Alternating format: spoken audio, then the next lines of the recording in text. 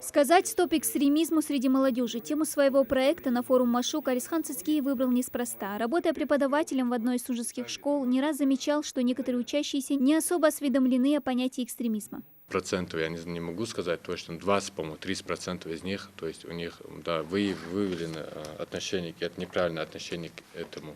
Проект намерен охватить порядка 3000 детей от 14 до 18 лет. Цель – провести анкетирование, различные профилактические мероприятия, мастер-классы, посвященные этой проблеме не только среди школьников, но и педагогов. Преподаватели основ безопасной жизнедеятельности с помощью организаторов, они у себя в школах будут использовать этот проект, и он охватит уже, то есть 11 тысяч подростков.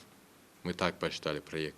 На участие в молодежном форуме Машук от региона зарегистрировано более 100 человек, 30 из которых впервые презентуют свои проекты. С ними представители Россеком молодежи проводят дополнительную подготовку, приглашают и помогают максимально доступно раскрыть идею проекта и подготовить его. Мы отбираем 3-4 человека для того, чтобы более продуктивно с ними поработать. И, опять же, мы понимаем, что угроза коронавируса на данный момент тоже есть, поэтому не пытаемся не собирать большое количество людей в ограниченном помещении. Мы собираем по 3-4 человека, работаем с ними 3 дня по 8-9 часов, скажем, то есть каждому выходит, что работается по 10 часов минимум, и помогаем им расписать проект. В этом году мы работаем именно с новичками.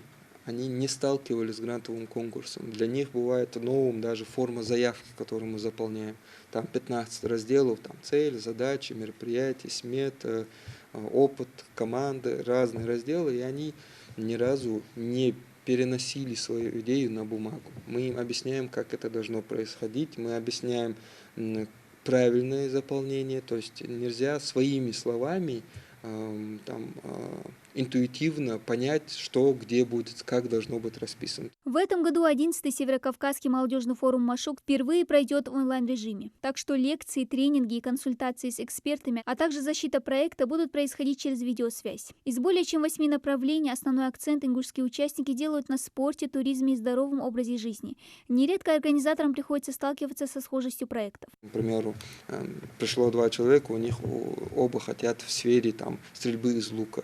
То есть одному мы предлагаем, к примеру, по его рассказу, ему ближе создание какого-то клуба, а второму проведение фестиваля стрельбы из лука, что-то такое. То есть в одном случае это организация, в другом это мероприятие. То есть мы делаем так, стараемся делать так, чтобы хотя бы внутри нашей республики, имеется в виду внутри нашей делегации, которые будут выступать и участвовать в грантовых конкурсах, было меньше конкуренции.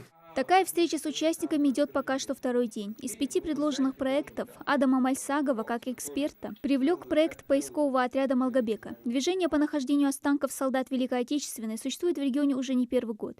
Под землей еще покоятся останки миллионов солдат. Одни могут обрести покой в братских могилах, а других предадут земле родственники, искавшие о них информацию не 1 десяток лет. Потому такие раскопки, проводимые отрядами, необходимы, уверен эксперт. В этом году они уже будут расписывать его как проект, увеличивать количество таких отрядов, количество людей. То есть у них уже будет 4 комплекта и 40 человек. То есть они уже, эта команда уже в 4 раза может больше охватить территорию, еще имея финансирование гранта, позволить больше людей пригласить, и по итогу будет намного больше эффекта.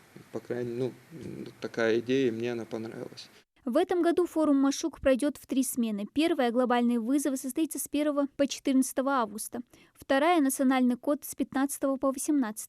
Ну а третья «Мастерская сообществ» с 19 по 22 августа. Стоит отметить, что регистрацию участников на форум продлили до 20 июля.